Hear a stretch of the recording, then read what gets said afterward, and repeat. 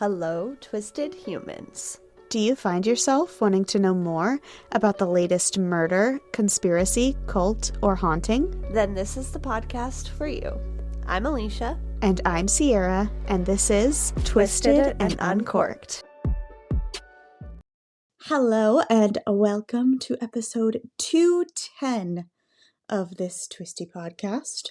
I know I told you that I was covering a conspiracy episode this week, but the truth is I'm having a very hard time fitting myself into boxes. I don't know if this constitutes a conspiracy. It's not even technically a crime, though maybe it should be. But today's story takes place in the Appalachian. We've done this already. Appalachian. Don't yell at us. Both are right. I'm pretty sure you said depending on the region, both are technically right. Yeah, well, this place is a whole conspiracy in itself, so here we are.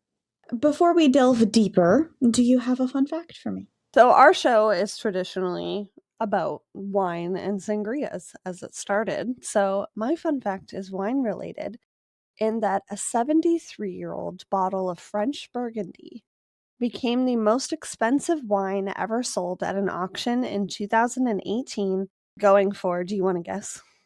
The most expensive, 73-year-olds in 2018, that means it's from 1925? Sure. Maybe? Sounds like this is near the time of Prohibition, so it's probably really like fancy schmancy. Wait, but it's French, not American. Okay. I'm gonna guess $83,000. Oh my God, I wish. $558,000. Holy. That is more than I shit. paid for my home. Yeah. Why? Did someone drink it? I don't know. To be determined. Did it taste like $500,000? I need to know. So. Yeah, I doubt it. Originally, it was estimated at $32,000, but I guess because everyone wanted it, it just drove the price up. That's insane. It is insane. Okay, my fun fact. Have we discussed why veins are blue already? I think so. Okay. That sounds familiar. I remember in a Bitch and Wine, we talked about how we were told veins were blue in school. Maybe refresh us. Because blood... Okay. Because look, you can even see my blue-ass veins on this screen. So, I remember, like I just said, we talked about this in on Bitch and Wine before. I remember being in school and hearing, maybe from other kids, maybe from not-so-smart adults, that blood is blue before oxygen touches it. This is not true. Blood is always red. Very oxygenated blood is bright red. Less oxygenated blood is dark red or brownish red. And oxygenated here does not mean it's being touched by oxygen. It means it's carrying oxygen. That's what blood does. It carries oxygen. The veins in our bodies are also not blue. If you cut open a body to see the vein, it would look dark red, as it is usually carrying blood that has been depleted of its oxygen and is on its way to be reoxygenated. The bright oxygenated blood usually lives in the arteries. The veins without blood in them are actually transparent or like off-white-ish. So why do they look blue? Because of the way light travels and reacts with our skin. The other colors of the rainbow are absorbed deeper and scattered, but the blue light that we see is reflected, and it's only on the veins because of the way the fats and the tissues lightly surround the veins, giving something for it to bounce off of. So basically, light is magic, life is an illusion, and it's kind of unexplainable. But I tried, right? I think you did really well. Speaking of blue. I think we need to have, like, we were talking about Bill Nye the Science Guy 2 weeks ago. I think we need to have, like, science with Sierra. I would watch that show. Yeah. Just saying. Speaking of blue, today's episode pairs well with... I forgot to put down the name of this drink. It doesn't matter. This is... It looks kind of purple right now. I promise you it is very deep indigo blue. Butterfly pea flower tea. That's what it's called, right? Butterfly pea flower tea. And marshmallow root, and mint, and blueberries, muddled blueberries at the bottom. It is a very, very blue drink. Because it's a blue drink, I figured it would only go well in a cup that would appreciate the blueness, and that is my Tampa Bay Lightning Stanley Cup Championship glass. Gosh, Yours it is really very looks pretty. purple. I swear to you it's Mine blue. I promise. It Did looks you blue in my strain your picture. blueberries afterwards? I did not. Oh. They're just floating around in here. Oh, mine looks like toilet water with, like, purple blueberry skin floaties in there, It's so that's why supposed to it's in look this like cup. toilet water, okay? I That's a know, good thing. but Kevin Blue, made me feel clean really toilet insecure water. about it. The only difference to mine is that I didn't have marshmallow root. If I had ordered it, it wouldn't have come on time, and then I was like, "Whatever am I gonna use this for?" But as a bonus fun fact, Sierra said it is actually very good for menstrual cramps, so clearly I need to order some. And your gut in general. It's just marshmallow root is a very, very good thing to be drinking or eating or whatever. Put it in like smoothie. It's not tasty, it's kind of like flaxseed. It doesn't taste Yeah. very good. You just mix it in Mhm. shit, okay? I had Okay. to put a lot of syrup in this to mask the flavor of the marshmallow root. It just tastes like dirt, all right? It literally tastes like dirt. But the drink itself is good because It it has is the really honey good. and the I like blueberry the and tea. yeah. Blueberries and mint. It's very refreshing. Mhm. Mine is kind of like lukewarm because I did brew it shortly before we recorded this, and it's just mostly an awkward temperature now, but it is still really tasty. Very tasty. It was very serendipitous because I had never heard of butterfly pea flower before until I started working at the yoga studio, and I dumped out the tea from the day before to brew like new tea, and I was like, "Why is this fluorescent blue?" And then I read Mhm. the sign afterwards and I was like, "Oh, interesting." And then Sierra told me 2 days later, she's like, "Oh, use that for our recipe." And I'm not going to lie to you, when I first pulled up the recipe that you sent me, I read marshmallow root just as like marshmallow, and I was like, "Ew, what are we making?" I was so offended for like 5 minutes. Marshmallow Glad is we good cleared that too up. though. Yeah, but with mint and blueberry, Yeah, probably not. I Probably not was so like, great. in a hot tea, well, a In a hot tea? cooled hot tea, disgusting. But I really like it, and yeah, It's getting pretty into good. the spooky season with my witch's brew cup. And Mhm. I'm like really a true girl right now. I have a water, I have our drink, and I have a coffee. You know, All the things. are you really a girl if you're not also a beverage goblin? Exactly. I have my water as well. In Louisville, Kentucky, in 1865, a boy named Madison Cowine was born to his mother Christina and his father William, a maker of medicines from natural herbs. Madison grew up to have a love for nature and for mythology, and he became the first Kentucky poet to earn a national reputation. He died of apoplexy in 1914. Apoplexy, by the way, just means a sudden stroke, though some sources say that he had fallen and hit his head in the tub 3 days prior, which would have made the death very less sudden. However, dying of apoplexy sounds much more dramatic, and I think a poet would appreciate that. I agree. That and dying in the tub, new fear unlocked. So, anyway, Madison Cowine had a grandchild named Madison Cowine. And today's story is more about him. You can really tell that Madison had a lot in common with his grandfather Madison because he became a doctor, though we started to get away from natural medicine by his time in the early to mid 1900s. And he also became someone who loved to chase an interesting story. Madison Cowine, like his grandfather, lived in Kentucky. But by the time he had graduated and married and started practicing medicine, he started to hear rumors, maybe just urban legends, of the people living amongst the hollers of the Appalachian Mountains in Kentucky, along a waterway known as Troublesome Creek. The urban legend was about a little guy who lives in a blue world, and all day and all night, and everything he sees is just blue. Like him. I'm blue Inside if I and was green outside. out. Okay, just kidding. Just kidding. But Seriously, the rumors were about blue people. Okay, that's the true part. The blue people of Troublesome Creek, to be exact. And though not many people saw the blue people with their own eyes, the rumors were 100% true. Oh no. I Way can't handle the fact that there's cave people up there and now there's blue people. there's Just blue people. stay away from these mountains. It's my only advice.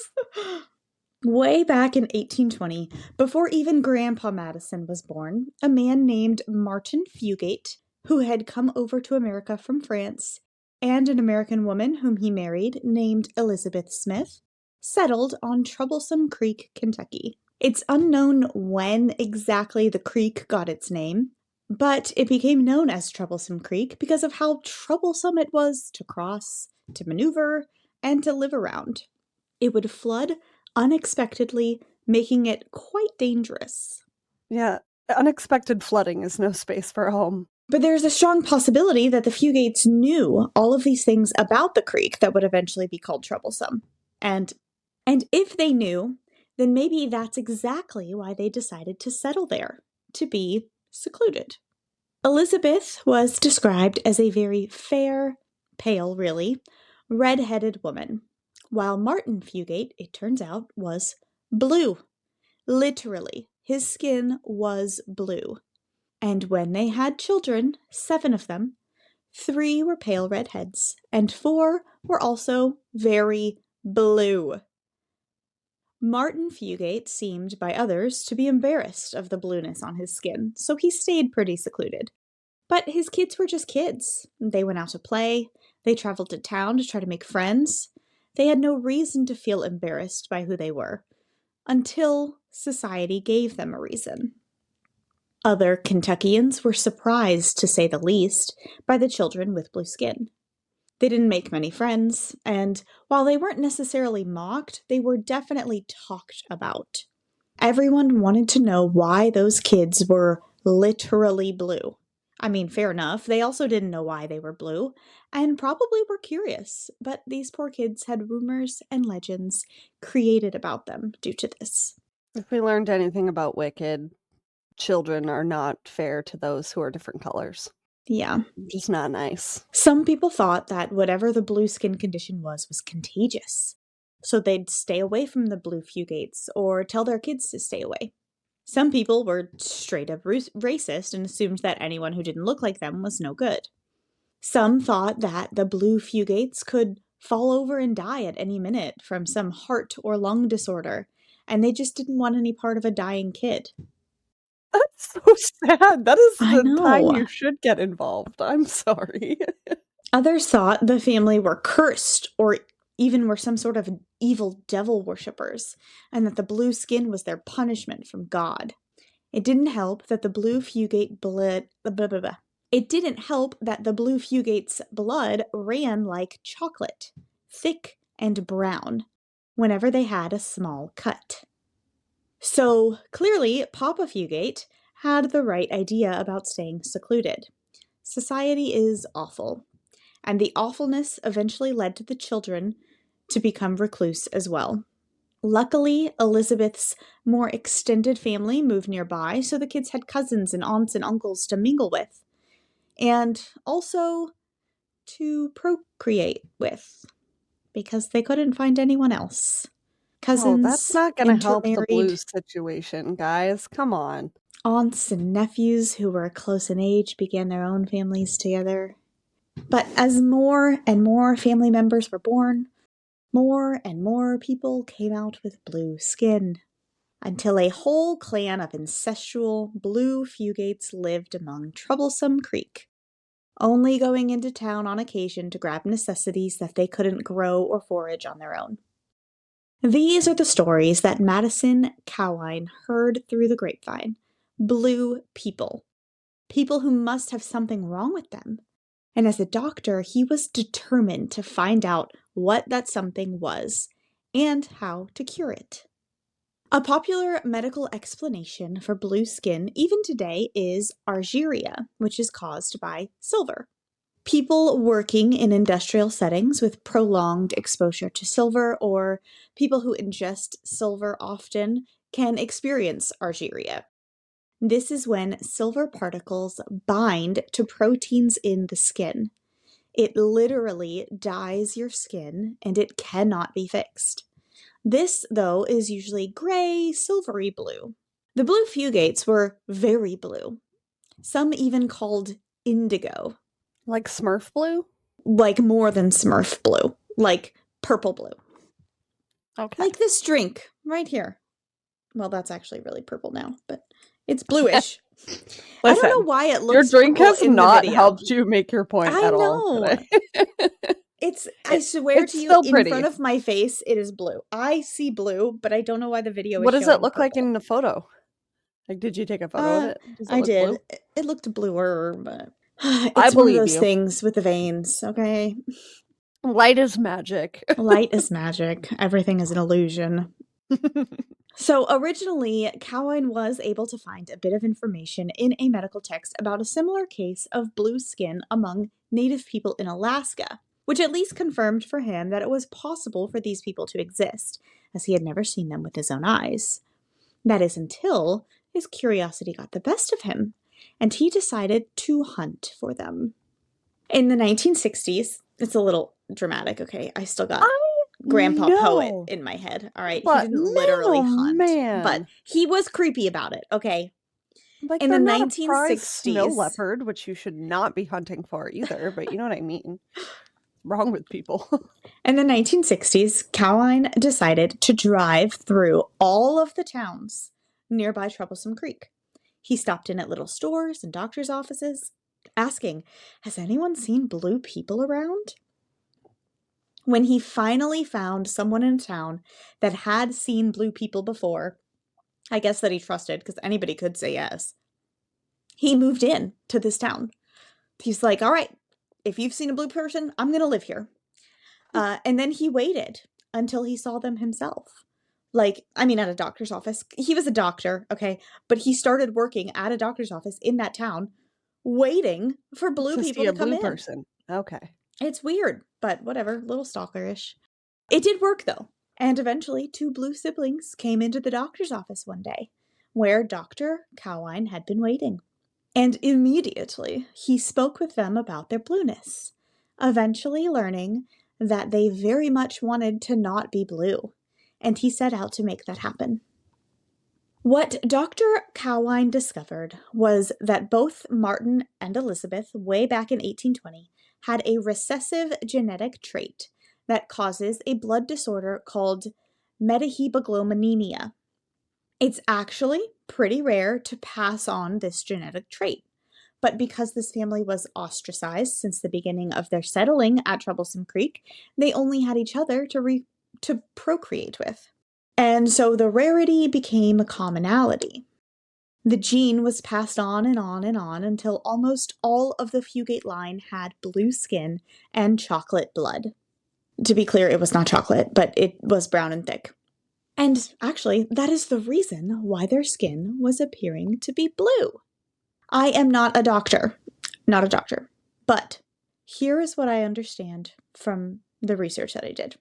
One of the roles of the blood in your body is to transport oxygen to all of your cells, including your skin cells. The genetic mutation made them have a deficiency of an enzyme or a protein responsible for converting methemoglobin to hemoglobin. So basically, their blood had just a little bit of oxygen, and it was not even giving that oxygen to the other cells. So their whole body looked to be oxygen deficient, but not to dangerous levels that risked their health. The blue fugates almost all lived to be pretty old. It was just to levels that made their blood dark and their skin always look blue.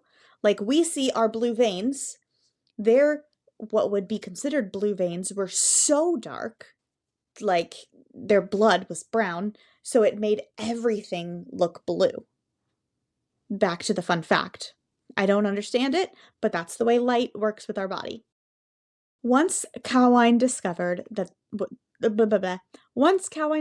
what was going on, he was able to figure out how to get that enzyme they were missing into the blood that allowed the methemoglobin to be reduced to normal hemoglobin.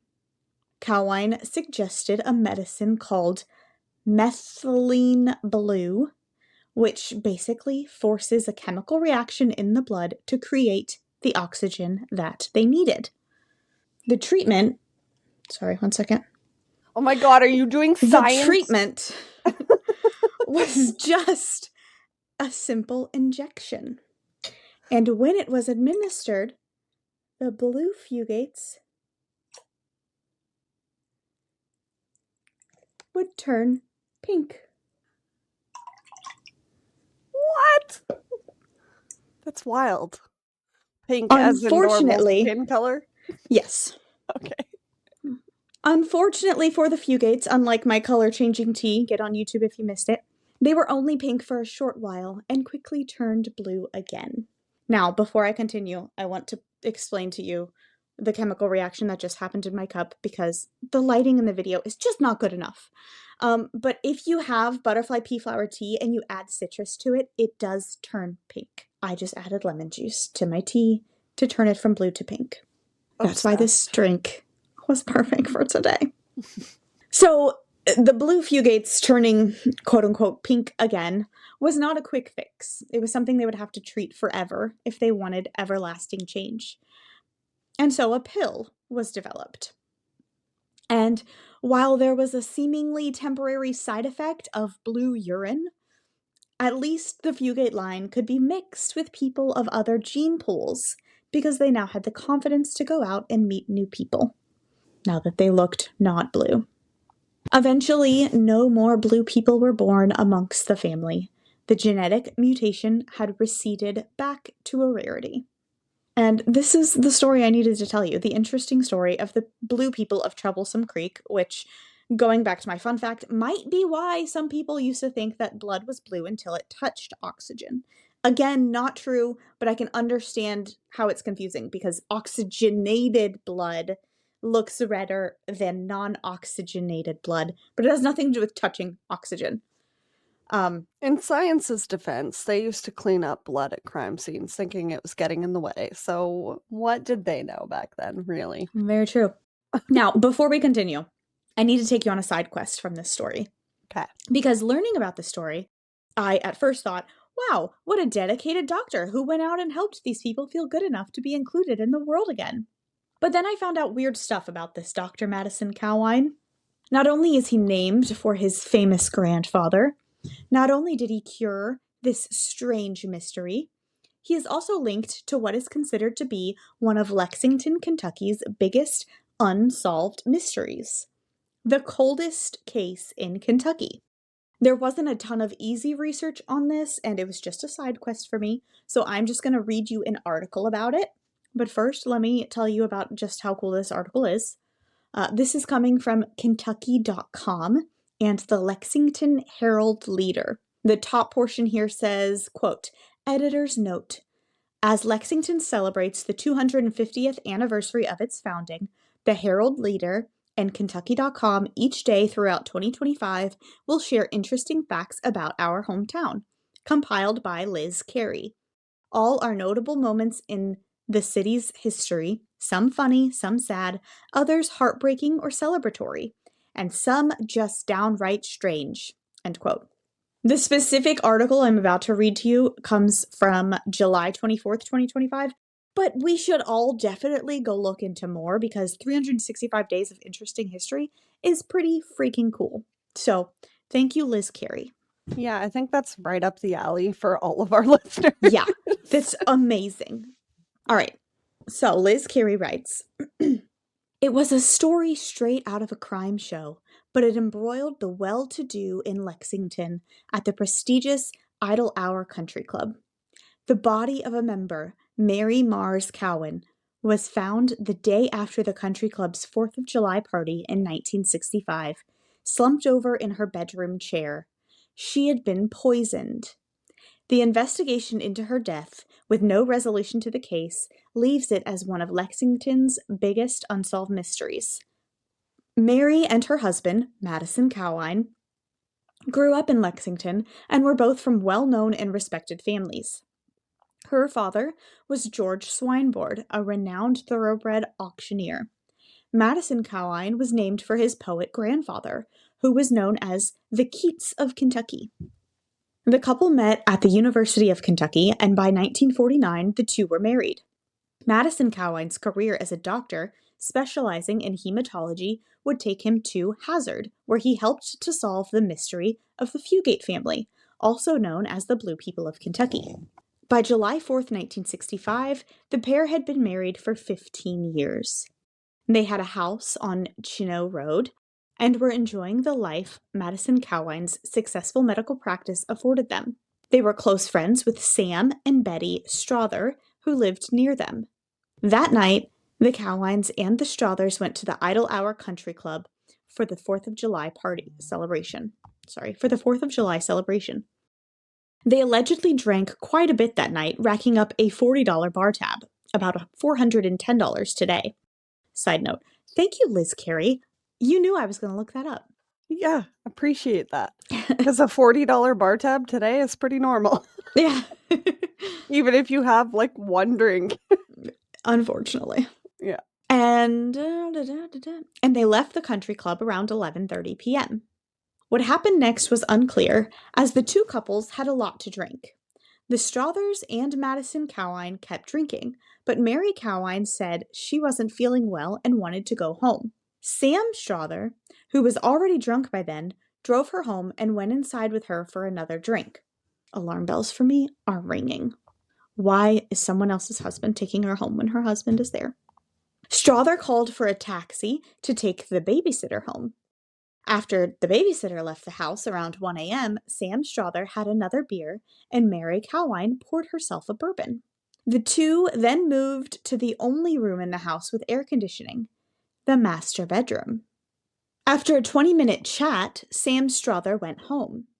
He would later tell police that when he left the house, Mary Cowine was sitting in her bedroom chair drinking her bourbon. Madison Cowine, however, slept off his overindulgence at the Strother house. When Betty Strother got up to run errands the next morning, Madison was still asleep. She called to check on Mary Cowine but got no response. Concerned, she stopped by to check on her friend. When she arrived, she called for Mary Cowine, but no one answered. When she walked into the master bedroom, she found Mary Cowine still clothed in the yellow dress she had worn to the country club. She was in her armchair, lifeless, and with her head lolled to one side. Mary Cowine was dead. Betty Strother called her house to rouse Madison Cowine. The doctor hurried the 3 blocks from the Strother house to his own and ran into the bedroom. With a cursory check of his wife, Madison Cowine declared that his wife had completed suicide. But that wasn't the end of the story. An autopsy of Mary Cowine's body found 2 fresh needle marks in her thighs.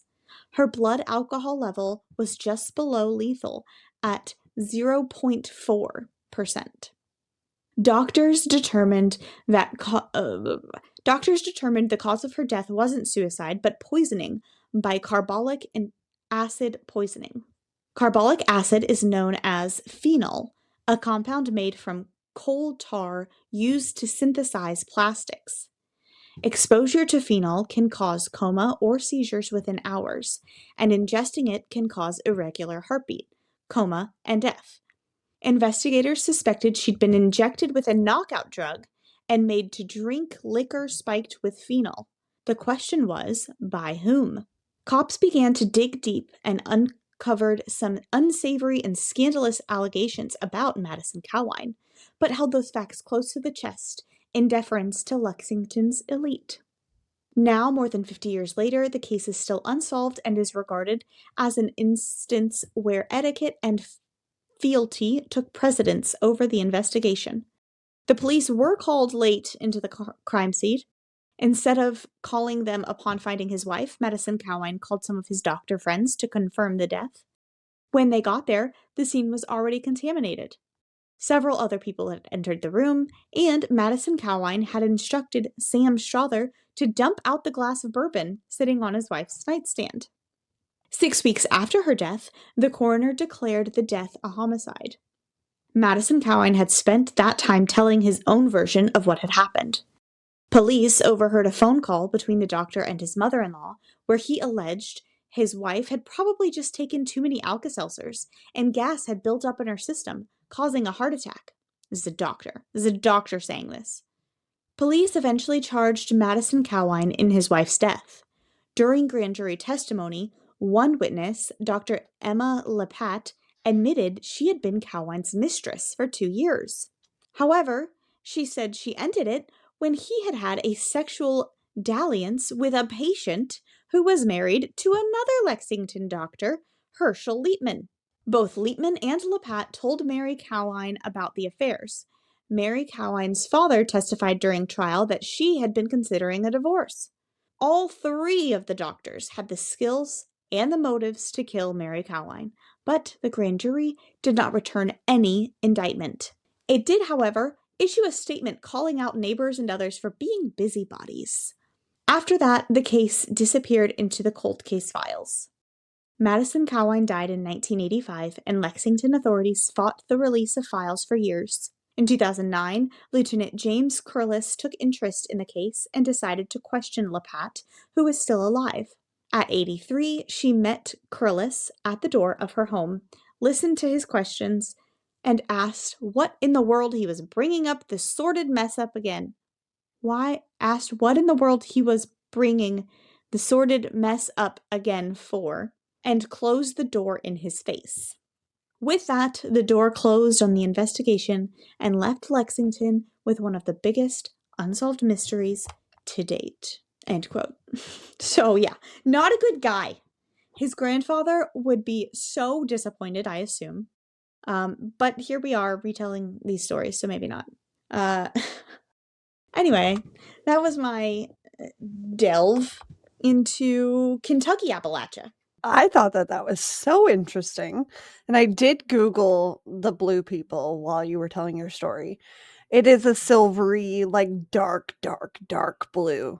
Yeah, Like, if you, almost like they've been cut from, like, they haven't been able to breathe properly for so long. but Kind they of were fine. purple. Yeah, Yeah, weird.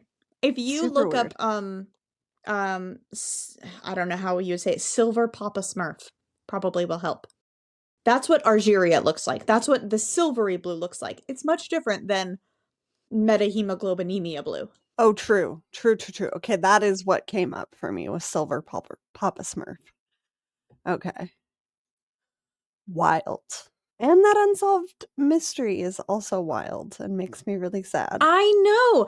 And also, like, I don't know who did it, but clearly someone. Yeah. Like, why was. If it was possible to die from too many Alka-Seltzers and have a heart attack, I would have been gone a long time ago, people. Yeah, come on. Come on now. As Gas I sit buildup. here eating a spicy omelet. Yeah, That's no. what burping and farting is for. Jeez. Yeah, no, somebody absolutely killed her. I Yeah. think somebody tried to take advantage of her and didn't like being rejected. Yeah, and it sounds like it was either the neighbor and the husband was like, I'm sorry, my wife didn't let you rape her. Good for you killing her. Get rid of the evidence. Yeah, I wanted to get Or, rid of her too a long time ago. yeah, or the husband just was like, hey, do me a favor and get rid of her while you take her home. Like, why did her Yeah, own husband not drive her home? If the man who drove her home definitely was weird. also drunk, why did her own husband, who Yeah, was drunk, not drive super her weird. home? I agree. I Or the dislike it. woman. Why didn't the woman drive? Why was the husband left alone with a woman and the wife left alone with a man? It's all Right? weird. It's I not don't like it. okay. It's not okay. It's suspect as shit. Suspect. But great job. I've never heard of this story. I'm glad that, they have found their place in society and Yeah. that there's no longer incestual relations happening. That makes me feel much better.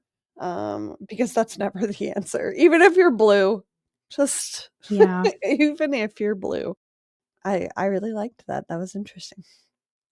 And I would say that that's Fun a bit of a stuff. conspiracy. I'll It's say that that's the best conspiracy-esque. one. Yeah. I mean, and the dedication to just, like, wait out a sighting of a type of person that you're looking for, like, Yeah. putting all like, way to put all of your eggs in one basket, literally. Yeah.